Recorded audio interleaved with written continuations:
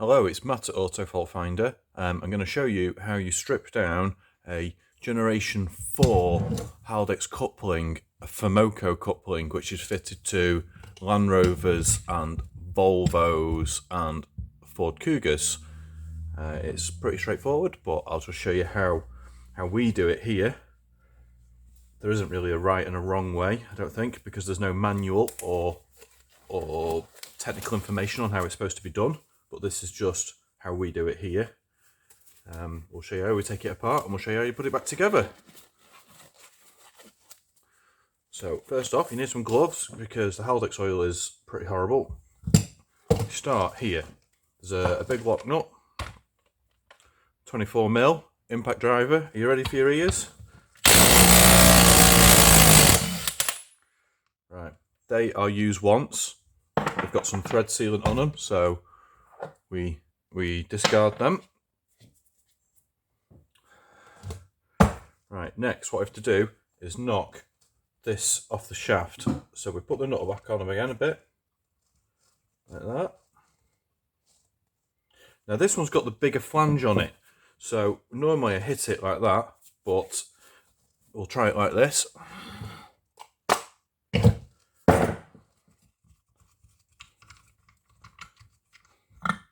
Right, so that takes the dry flange off, and you want to inspect this part here for surface defects because the seal sits on here. So if you have leakage out the front of the Haldex, this surface and the rotary lip seal in there are what causes leaks at the front. Right, so then at that stage, put the nut back on again, and we just lift the coupling off the table a tiny bit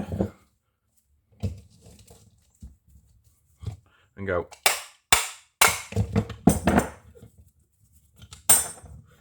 Right, and that separates you, the clutch pack and basket. So we'll just put that over there for a minute. So now we've got the actual housing, and the working piston is on here. So next we tend to go for the pump, which these are all Allens, so you need very few tools to do this. What is it? 4mm. I should know, we use it every day.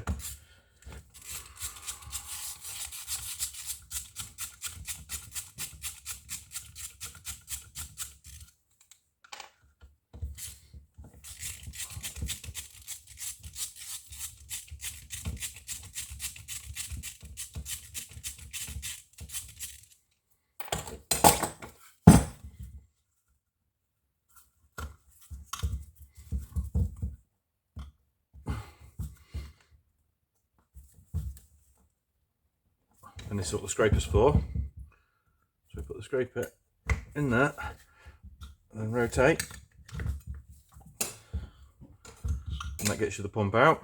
And this is some sort of Land Rover remanufactured pump, which these are pretty terrible and don't tend to work properly. So we'll strip that down in a minute.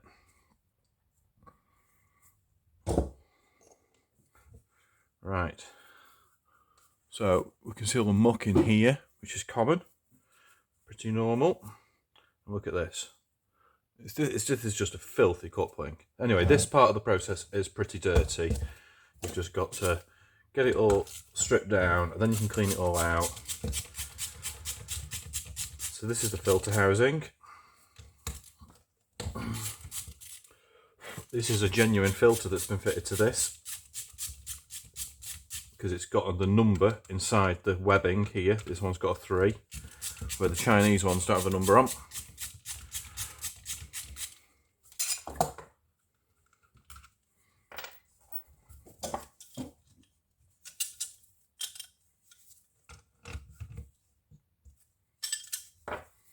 Right, so we have this spike. What we always do is clear the corrosion out around here.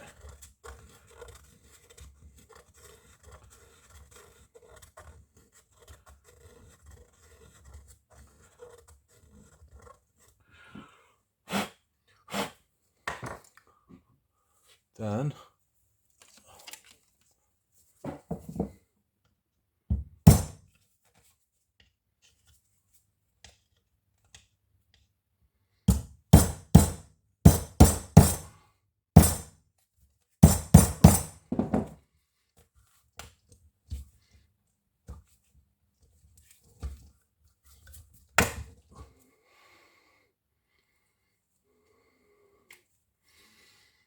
We don't normally do them on this bench. We normally do them on a tray that's got lips on it, because this is going to get pretty oily. Now the filter's in there. Now this hooked screwdriver is very handy because we can pull the covers off we stab it through and then pull. But also if you put it in the middle of here, it lets you pull the filter out as well. Right.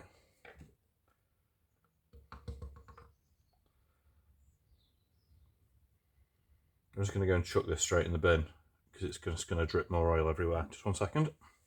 So next, what you need to do is get the working piston off here. I've got this little bit of a party trick for this. If you literally just it just does that. You're just using momentum, and that pushes the piston out. So use a mallet and don't hit the accumulator cap. You just want to hit the casting here and here, and then that pops you the working piston out, which is that. And you want to feel that bearing and make sure that bearing's good. This one feels all right. You want to check this seal on the outside and make sure that's in good condition. And there's a seal on the inside there and make sure that's good. This one all looks pretty good. Definitely serviceable.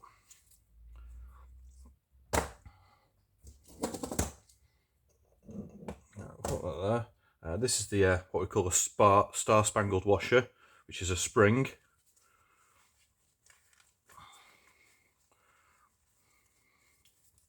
It applies a little bit of pressure to the piston, whichever way around it goes.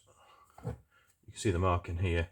Yeah, so that goes that way around. Yeah, so the outer rim touches here, so the inner rim touches the piston. Right, so that's mostly stripped down at that stage. I'll take the control unit off.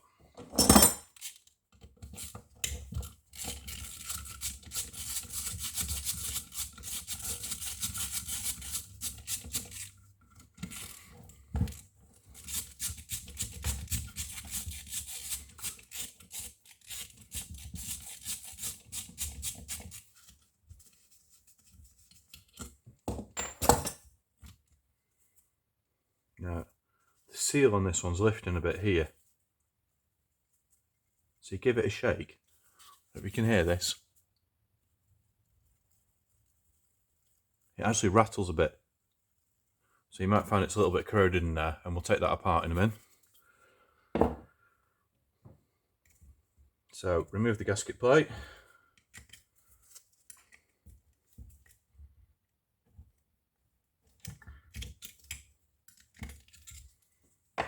Which again, it's a bit corroded here, a bit corroded there, which is pretty normal. And this is the N373 valve.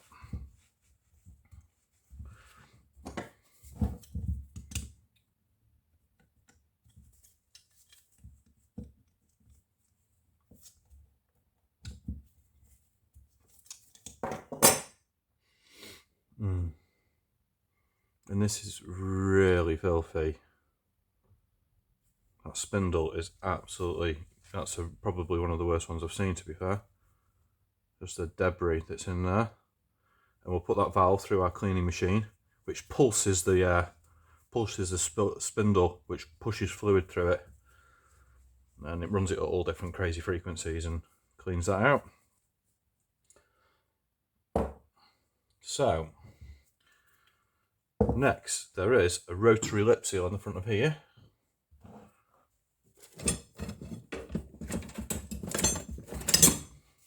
What we do is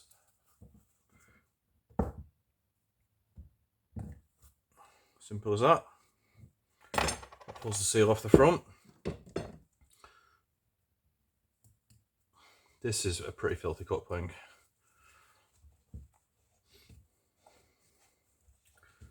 Right, and then we've got the front bearing on here.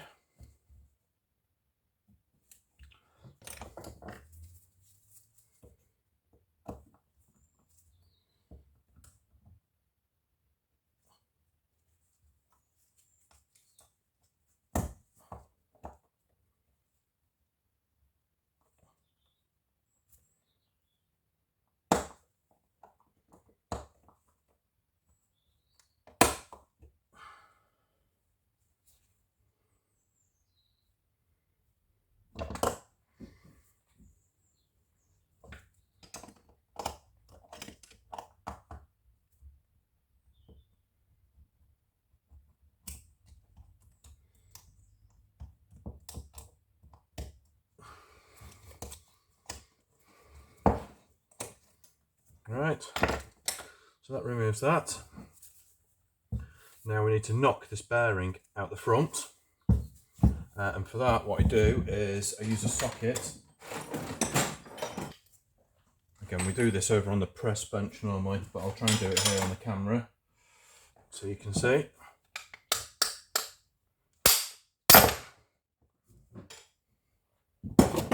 Right, so that knocks that front bearing out.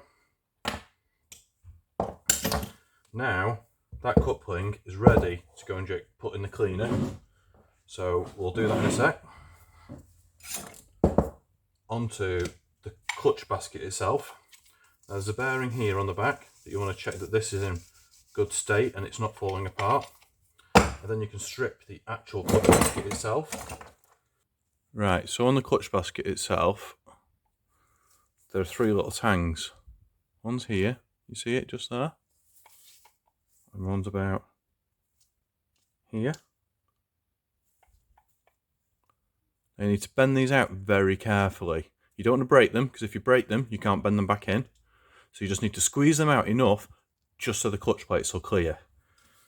And what again is I use this pair of grips, which have got loads of leverage, and they're nice and controllable. There's one.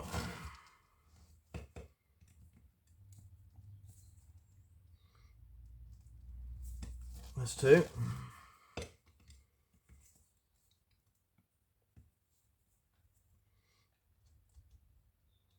There's three. Right, so that pulls us the clutch pack out. So that's the pinion shaft. There's a bearing in here, and you want to inspect that, because often in Land Rovers, when people have been doing diff swaps and they push the Haldex in and out, they don't push the Haldex in properly. It catches on the bearing, and because they're animals, they just hammer it in, and it smashes all these pins up in here. Or the pinion bearings in the diff are knackered, so the shaft that comes into this from the diff has been rattling around because the bearings are knackered in it, and it trashes these bearings inside. So you need to make sure that this little roller bearing is in good condition. And again, you can't replace that. There's not a part available for it. So that's your spreader plate that goes in there for the last clutch. So we've got the basket with a bearing. Make sure that's good. Give this a clean up. And then what we do is we inspect the clutch plates themselves. So there's a big plate at the front and a big plate at the back. You always reuse those as well, as long as they're not all chewed up or destroyed or something.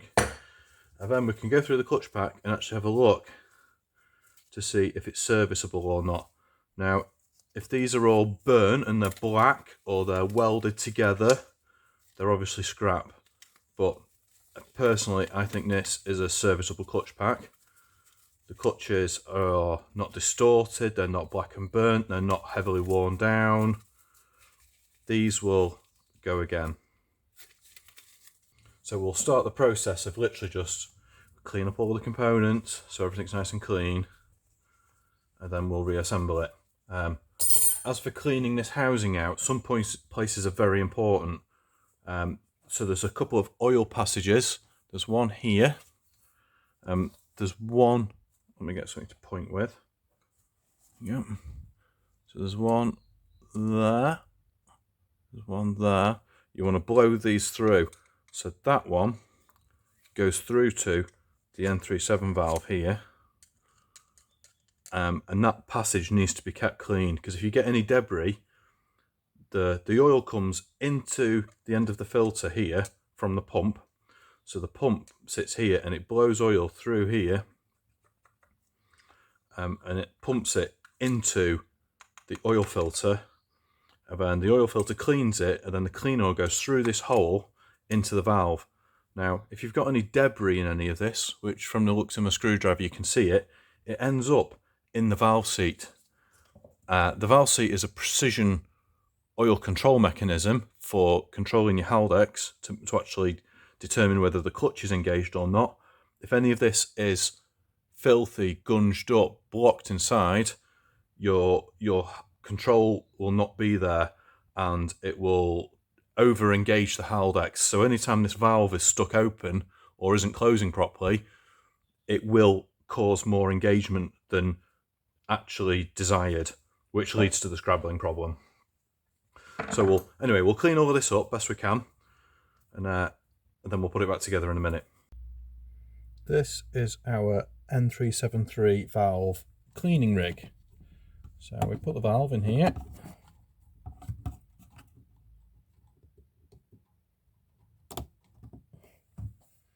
Okay.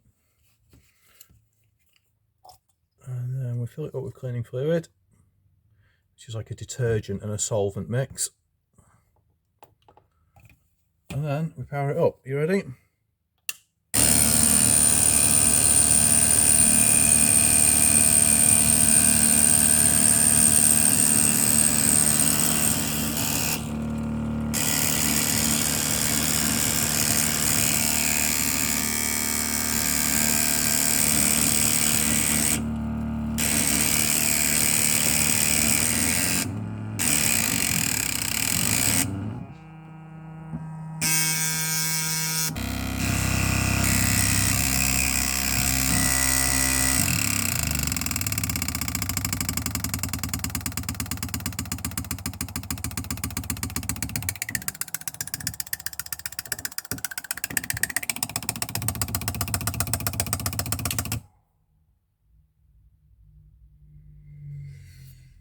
So now we suck that fluid out.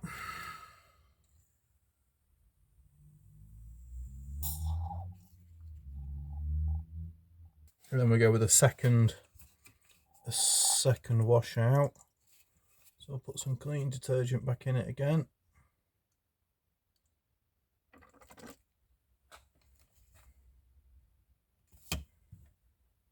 Ready?